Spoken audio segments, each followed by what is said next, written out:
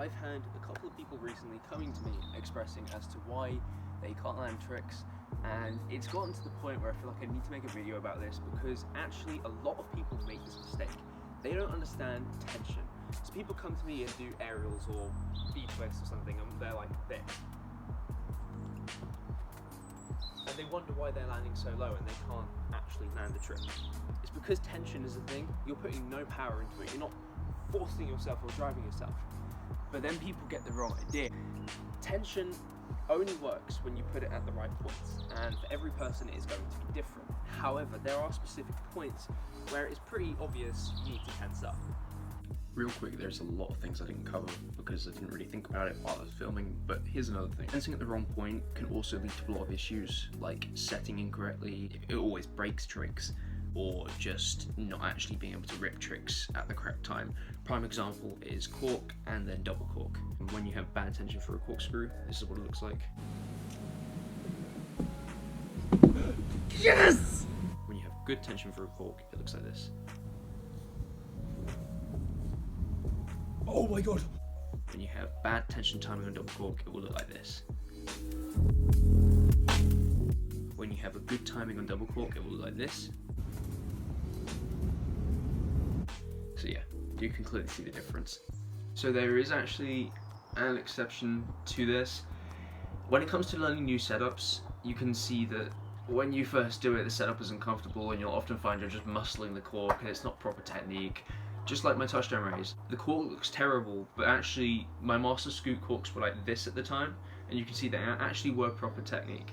So another thing is that tension will come with comfort, especially if it comes with corks and doing a setup.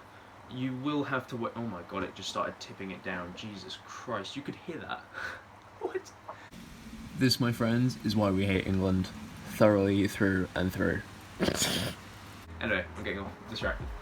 When it comes to learning a new setup, if it's not comfortable, then you will actually find that doing things correctly is going to be a lot harder until you master the setup. Once again, you can see my touchdown raise cork go from this to this. Oh my god! And it's quite evident it wasn't that comfortable at the time, but now it is, and I've mastered my touchdown raise a bit better, and therefore my cork is a lot better from it. I'm going to use aerial as an example. Touchdown rise is another brilliant example because you have to get the tension right for the actual move to work. There is a cobweb on me, please. When I'm going into my aerial, I'm going down. Once I'm here, about to kick back, you want to be completely relaxed at this point. You want to tense up as you kick back. That way, when you kick back, all your energy is just being used in that one point rather than being wasted or not even used at all to send you into the trick.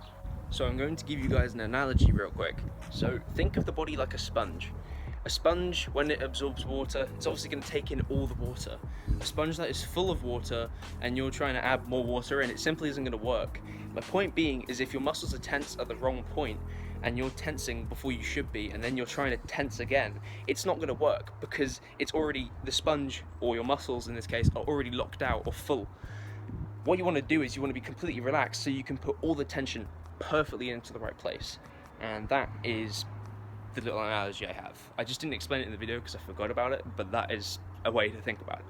Think your muscles like sponges. If I put my aerial and kick back correctly, it will work. The next thing is your arms. You want them to be relaxed overhead, and as they come down about this point, you'll want to throw them down along with your leg driving backwards, and that in turn is what gives you a working aerial, like so.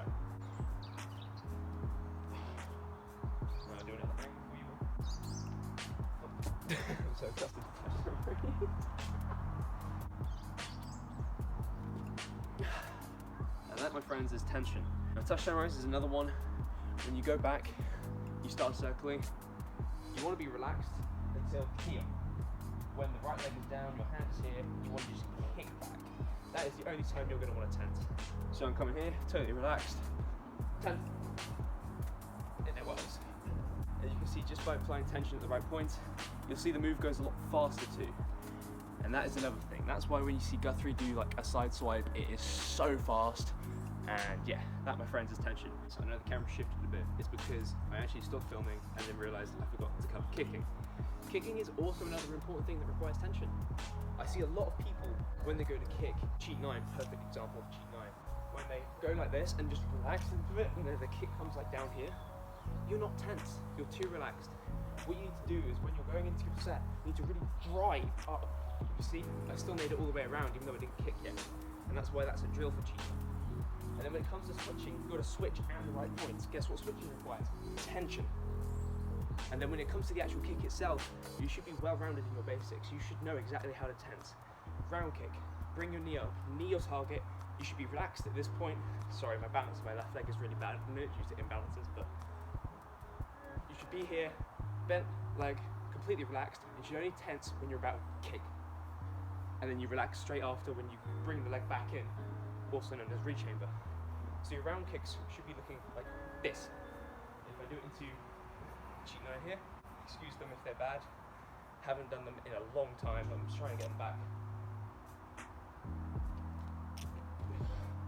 Or even better example, pop tornado. You'll see it snapped, came back in, rechamber, and it all worked. And that is another tension point you need to master. And the same goes for hooks. Bring it out, totally relax, snap, bring back in. That, my friends, is tension for kicking. Actually, I might want to take my girlfriend's bracelet off. She might get annoyed if that flies over. Now that I've discussed tension, I'm going to do one combo which kind of demonstrates all these moves that I talked about with tension. So I'm going to do pop tornado, hook, touchdown raise, swing cork. I will try my best to make this a good quality demonstration.